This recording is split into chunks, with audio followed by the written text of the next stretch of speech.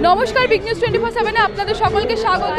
এই মুহূর্তে আমরা চলে এসেছি ব্রিগেডে, যেখানে সিপিআইএম এর যুব সংগঠন ডিওয়াইএফআই অর্থাৎ Democratic youth federation of India যেটি নভেম্বর মাস থেকে চালু করেছিল একটি পথসভা যার নাম ছিল ইনসাফ যাত্রা, তার আজকে অন্তিম সমাপ্তি হতে চলেছে এবং তার জন্য ব্রিগেডে ভর্তি হয়েছে বহু মানুষের ভিড়। আমি আমার ক্যামেরা পার্সনকে রিকোয়েস্ট করবো চারিদিকটা দেখাতে যে এত মানুষের ভিড় এখানে জমায়েত হয়েছে। যুব নেতা থেকে স্টার্ট করে যুব নেত্রী পর্যন্ত এখানে আছে। এখানে কিছুক্ষণের মধ্যে উপস্থিত হবে মীনাক্ষী।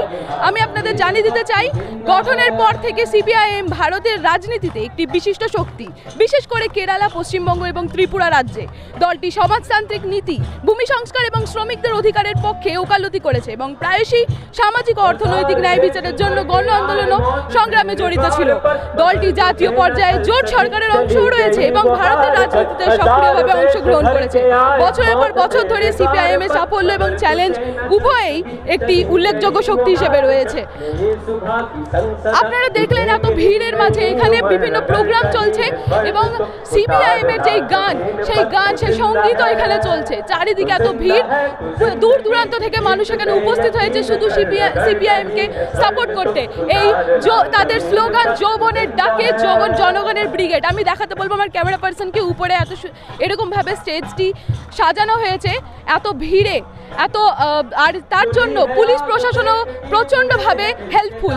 চারিদিকে মানুষজন আছে, তাদেরকে যেন সাধারণ জনগণের কোনো অসুবিধা না হয় তার জন্য পুলিশ প্রশাসন একদম তৎপর রয়েছে চারিদিকে এবং এখানকার ভলেন্টিয়াররাও তাদের কাজ ভালোভাবে করে যাচ্ছে।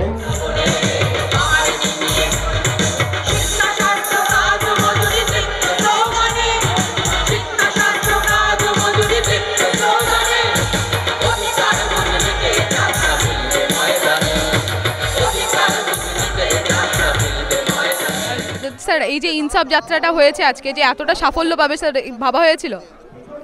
এটা তো ইনসাফ যাত্রাটা আমি দেখিনি, এখানে লেখা আছে, বারবার বলছি, যৌবনের ডাকে জনগণের ব্রিগেড ডিওয়াইএফআই পশ্চিমবঙ্গ, কিন্তু বাকি সবাই আছে তার সঙ্গে। আর আমরা যারা বৃদ্ধরা, আমরা একসময় তরুণ অবস্থায় এইসব বিভিন্ন সংগঠনে কাজ করেছি, ছাত্র ইত্যাদি, যুব কেউ করেছেন ইত্যাদি। তো কাজে এটাই দাবি করে যে তাঁরাও এখানে আসবেন স্বাভাবিকভাবে ফিরে দেখতে, এবং এটা হচ্ছে প্রবীণ প্রজন্মের দায়িত্ব দেখে যাওয়া যে নবীন প্রজন্ম লড়াইতে এগোচ্ছে। এই যে সিপিআইএম এর পদানুসরণ করছে নবীন প্রজন্ম, তার জন্য স্যার কিছু বলবেন?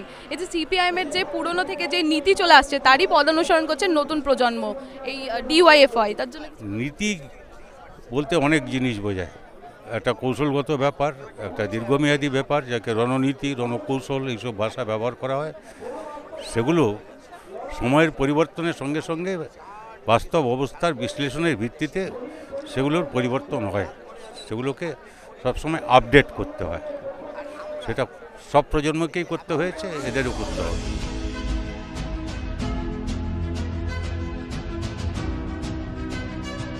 এই ইনসাফ যাত্রা যে এতটা সফল হবে সেটা ভাবা গেছিল এর আগে? না, আমি ভেবেছিলাম, আমার ভাবনা ছিল এটা হবে, কারণ যখন এরা হাঁটছিল, আমি বড়নগরে ডানলপ মোড়ে আমি গিয়ে দাঁড়িয়েছিলাম, আমাকে টাইম দেওয়া হয়েছিল 12টা, 2:30 যখন বাজে তখনও দেখলাম মিছিলটা এলো না। তার পুলিশকে জিজ্ঞেস করলাম মিছিলটা কোথায়, বললো এখনও লিলি বিস্কুটের ওখানে দাঁড়িয়ে আছে, মানে সোদপুর ক্রস করে। তা আমি বললাম যে সব বলেছে ম্যাম, এ তো আমার আর দাঁড়ালে হবে না, আমার কাজ আছে। তা আমি চলে গেলাম, আমি সেখানে থাকতে পারি, কিন্তু প্রচুর সেদিকে জানলামের মোড়ে প্রচুর মানুষ ছিলেন। আমি তখনই বুঝেছি যে এটা হবে, এটা না হয় আর কোনো অল্টারনেটিভ নেই। আর এত মানুষের ভিড় কেমন লাগছে আপনার? আমার কি বলবো, আমার বেঁচে থাকার ইচ্ছেটা আরও বাড়িয়ে দেয়, বাঁচতে ইচ্ছে করে খুব। বাঁচতে যে কি সুখ রে, বাঁচতে যে কি সুখ, বাঁচার ইচ্ছে বা জাগিয়ে দেয়। প্রতিদিন সকালে যেসব খবর দেখি তাতে এতই ডিপ্রেসড হয়ে পড়ি, তারপরে এরকম যখন দেখি এরকম অগণিত মানুষের মাথা এরম একটা ডিওয়াইএফআই ডাকে, এরম ব্রিগেডে এত বড় একটা তখন বাঁচতে ইচ্ছে করে যে আরও কিছুদিন যদি বাঁচি। যে সরকারটা এসে এখানে বাংলাতে শুধু দুর্নীতিতে ভরে গেছে, তাহলে তার প্রতি এগেনস্ট আসতে যে যুবদের এতটা কাজ, দেখুন তারা দেখুক, মানুষ দেখুক যে আসলে কি চায় তারা, বুঝতে পারছে তো।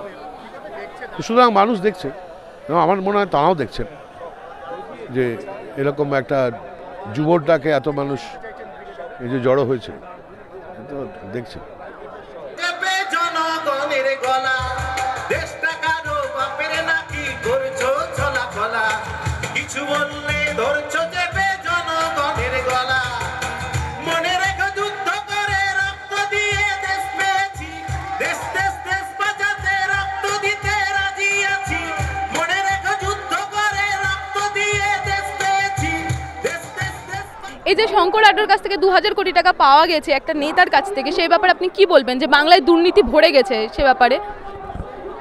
মানে দুর্নীতি আর তৃণমূল সমর্থক করবার জন্য ওরা প্রতিযোগিতায় নেমেছে।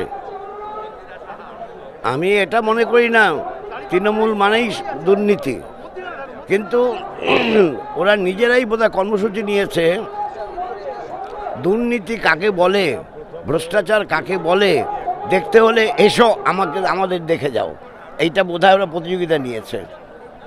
আমার মনে হয় এছাড়া কোনো পথ, এছাড়া আমি কোনো কিছু ভেবে পাচ্ছি না। হাজার হাজার কোটি টাকা বিদেশে পাচার করা টাকা, এসব কি করে হয়? এরা তো এই কত 11 বছর না 12 বছর, 11 বছর 12 বছরে পড়লো, আর বামফ্রন্ট তো 35 বছর ছিল। এই রকম একটাও অভিযোগ কেউ আনতে পারছে?